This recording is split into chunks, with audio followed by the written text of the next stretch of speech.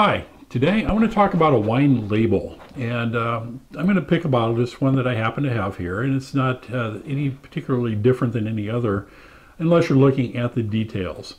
Now, I am in the US, so the bottles that are sold here have specific requirements that they have to meet in terms of labeling. Anybody that lives here or has lived here and bought most anything in a grocery store or any place else is familiar with the fact that there are labeling laws. So let's start by taking a look at the bottle. First of all, that's what I got going here. It's a Malbec. And do some close-ups on this so you can see a little bit better and kind of watch along with me. First, got to top it off a bit. Wet the whistle, as they say. Okay, so I'm going to just go ahead and we'll switch into a close-up on this so it'll be a lot easier to see. Okay, let's give this a shot and see where we're at. Now, key things on the label. All labels should have certain things in common. You're going to have the name of the vineyard up here. In some cases, you're going to have the name of the wine. If it's a blend, they may have some cute name for it. This one does not. Now, some of this might be hard to see, but there's a little indication here. It's looks like Desde 1890 Argentina. Okay, now this is not the vintage in this case. That 1890 is probably when the winery was established. So you have to watch out. If you see two dates on there, and one's really, really old and you got it for a relatively cheap price, it's probably not the vintage. And if you look down a little further on this, but we'll get to that in a moment. On this label, the next thing you're going to see here is the varietal, a Malbec in this case. And this says basically that that's what's inside the bottle. We have a single varietal wine. Now, depending on the country, you may have some variations on this. For example, in the United States, it could say Malbec, but in fact be 25% of something else. As long as it's 75% of the same varietal in the US, you can call it just that.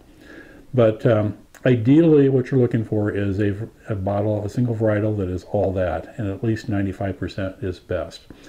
Sometimes you'll get some mixes in there just because it's what they call a field blend. Sometimes you have a few random grapevines growing in the same field as the other ones. So anyway, we're not going to go into the particulars on that, but this is a Malbec. For all intents and purposes, we'll consider it 100%.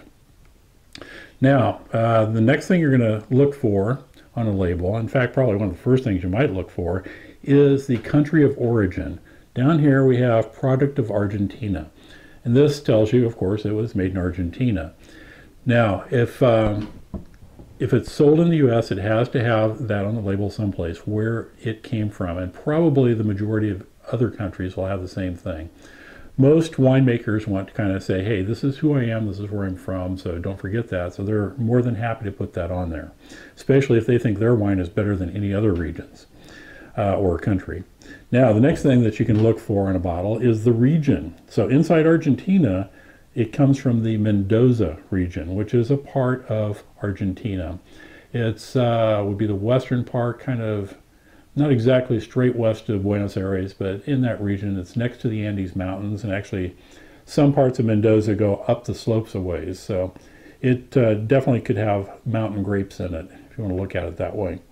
All right, now, that's the front of this label. This one also has a back label. If not all wines do this, sometimes they put everything on the one label. Now, US requires additional things. Let's do the requirements first. First of all, right here, this will be really hard to see. And it's, let's see, get it turned around a bit. There we go. I don't know if you can read that or not, but it says 14%. So that's 14% alcohol by volume. So you take this bottle, divide it into 100 parts, and 14 of those parts are going to be alcohol, if you want to look at it that way. Now, it's also, there's a government warning that's required on US labels, and those vary, but basically it says if you're pregnant, you shouldn't be drinking this stuff. And it impairs your ability to drive, things like that. So these are kind of common sense things, and US law does require that to be on the label. So there it is, it's meeting the law that way. Now, above that, you have some other little bits of information that may or may not be required. At the top here, This is certainly an option. Let's move it down a bit. These two paragraphs up here, that's a description of the wine that you're going to find inside. So if you're pulling this off a shelf, you could pull it out, take a look at it, and you can read all the wonderfulness that is this wine. Of course, the stuff you read there is going to be pretty much a sales pitch. They're not going to say, oh, it tastes really bad, because who'd buy it? It's fun to read those sometimes and compare them, but quite honestly, I think they're kind of a nuisance, and I don't bother with them usually. Every once in a while, just for kicks, I'll read one. I won't bore you with that one, though. Now, let's see what else we got on here of interest.